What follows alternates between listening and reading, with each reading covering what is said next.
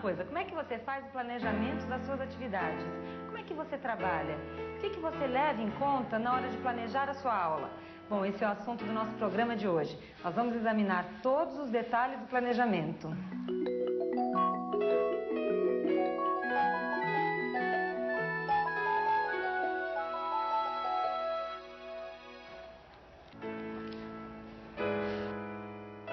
O que faz parte do planejamento de um professor? Pense um pouco. A gente planeja o nosso tempo no horário e no calendário. A gente organiza o espaço da sala e da escola. A gente considera as diferenças entre os alunos. Escolhe os materiais que fazem parte do aprender. Planeja a maneira de fazer a avaliação da turma. Enfim, como a gente vai desenvolver as atividades.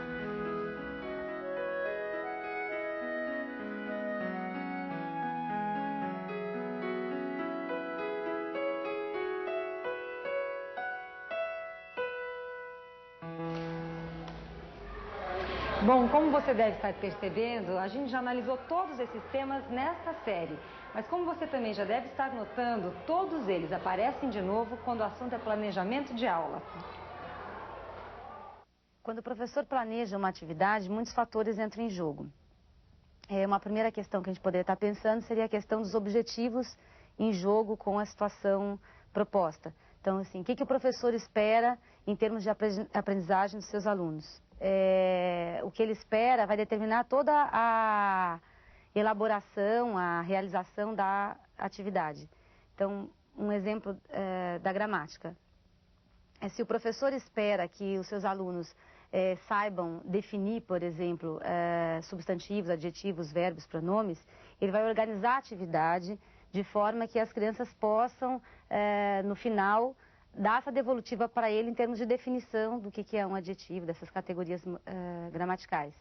Se ele não espera isso, se ele espera que as crianças saibam usar apenas esses recursos da língua, ele vai organizar de uma outra forma a atividade. Então tem a questão de tempo, de espaço, de materiais também que vão ser utilizados, a organização das crianças. Então uma série de fatores que são decisões que o professor toma para compor uma única aula. Esse momento de preparar a atividade é fundamental. O professor precisa de um tempo para isso.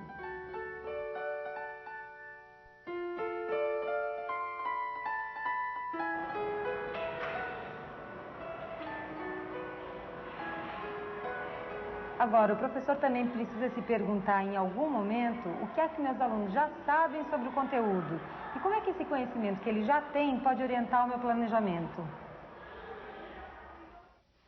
As crianças, diante de qualquer assunto, assuntos que são aqueles tradicionalmente ensinados pela escola ou que não são, que são outras coisas já existentes no mundo, fora da escola, elas têm uma série de ideias, elas têm o que a gente chama de conhecimentos prévios.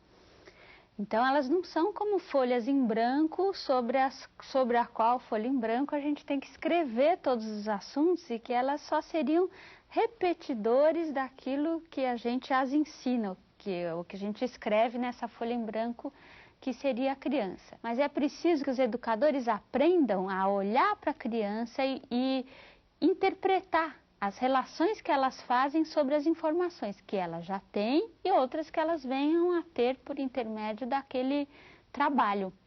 na escola. E então nós chamamos de conhecimento prévio, na verdade, muito mais o modo de relacionar dados e informações, a maneira de conhecer, que é muito específica de cada criança, não só específica de cada região do país, de cada cultura, mas de cada indivíduo. E como isso é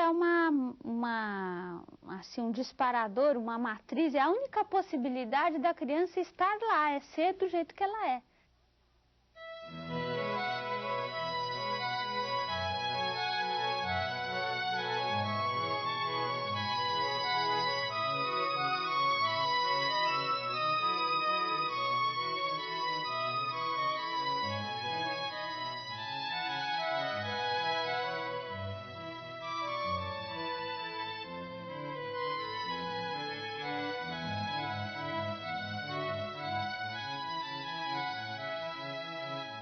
Quando o professor está pensando a sua sala de aula, ele tem sempre que estar pensando que essa aula que ele está dando, e esse planejamento que ele está fazendo, expressa uma concepção de educação que é maior, que ultrapassa ali os muros da sala de aula dele, os paredes da sala de aula, os muros da escola, poderíamos falar.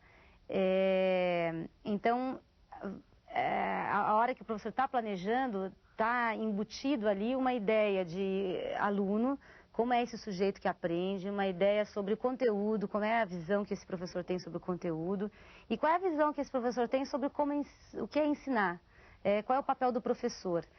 Então, isso tudo é num plano, digamos assim, teórico, quer dizer, o professor está planejando e ele está usando todas essas questões que são do âmbito do teórico para pensar uma boa situação de aprendizagem. A hora que ele executa, digamos assim, que seria a parte, então, prática. Então, por isso é tão importante a questão da reflexão. O professor está sempre avaliando, o planejamento tem que ser sempre controlado e ser constantemente reavaliado para buscar essa coerência pedagógica. Quando você planeja alguma coisa e não dá certo, como é que você faz? O que você se pergunta? Quando uma atividade não dá certo, e isso tem relação direta com as crianças, a gente procura discutir com eles. Olha, por que não deu certo? O que será que aconteceu? E a gente pode até retomar essa atividade em um outro momento. Mas quando é uma coisa que é imperceptível para as crianças e é uma coisa que a gente levantou, que a gente percebeu, a gente volta a discutir em cima daquilo, a gente procura ler, procura assessoria, procura de algum jeito tentar retomar aquela atividade e tentar pensar em novas formas de aplicar essa atividade. Você planeja uma atividade de uma situação problema, que você acha que as crianças põem em jogo o que elas sabem para tentar resolver e que, na verdade, não funcionou. Não funcionou porque ela não estava adequada ou porque ela estava, assim, além do que as crianças poderiam dar nesse momento, entendeu? E aí eu reformulo, a gente colocaria, assim, uma atividade que eu julgaria intermediária para chegar naquela que eu estou me propondo, né? Que outras perguntas os professores fazem para avaliar o planejamento, para poder mudar o rumo da aula, para detectar problemas? Como é que eles fazem? As crianças perguntaram muito, então eu sinto que aquela atividade não foi interessante, não entenderam direito.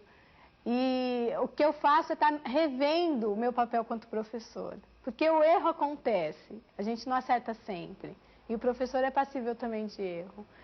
Então, quando eu sinto que essa atividade não deu certo, eu retomo, penso como está fazendo, está trabalhando esse conteúdo de uma outra forma, de uma forma mais significativa, de uma forma mais interessante para as crianças. Essa semana mesmo aconteceu de a gente ter feito uma atividade em sala de aula e não ter dado certo, que era o lançamento do projeto de história, e que nós estaríamos levantando um índice, juntamente com as crianças, do que elas gostariam de estar sabendo sobre o assunto do nosso projeto, e o índice não saiu legal.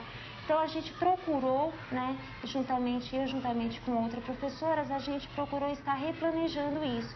Então fizemos uma segunda intervenção, e essa segunda intervenção deu um melhor resultado do que o primeiro. Às vezes foi o enunciado que não estava claro, às vezes o nível cognitivo das crianças não alcançaram aquela atividade. Se for uma coisa que eu sei que tem como retomar, eu retomo com as crianças. Se eu vejo que naquele momento não é possível, eu espero se precisar, numa nova oportunidade, ela é retomada. Tem vários fatores que a gente precisa levar em conta. Quer dizer, como a gente encaminhou essa atividade, né? Como foi preparada ali a consigna, quer dizer, o que está pedindo a atividade, estava claro ou não estava claro. Muitas vezes a atividade não dá certo, não é porque a criança não está entendendo, é porque a atividade, ela é complexa, porque a gente às vezes acaba complicando. Assim, como você encaminha, eu acho que é muito importante. E aí, assim, se não deu certo com quantos, né? Com a maioria, com alguns. Qual é o tipo da atividade, né? Eu acho que aí você vai ter que avaliar um pouco individualmente também, né? Por que com aquela criança ou com aquele determinado número de crianças deu, com outro não deu. Acho que são várias coisas para estar reconsiderando, né? E eu acho que é importante retomar. Assim que percebo que não está dando certo, paro. Nunca levo adiante para que o erro continue.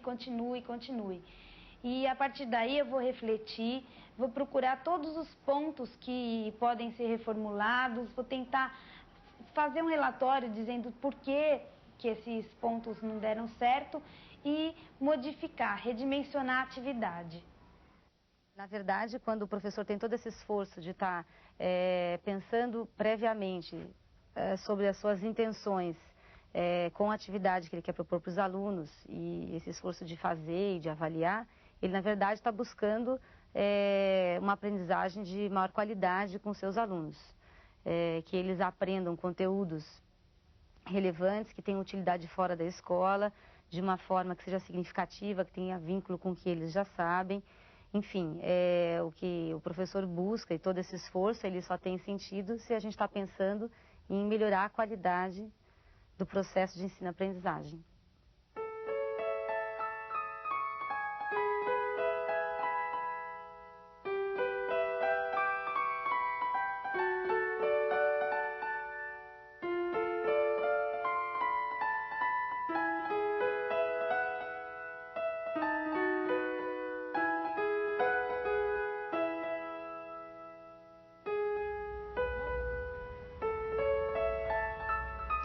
Bom, como a gente pode ver, o planejamento só ajuda o professor.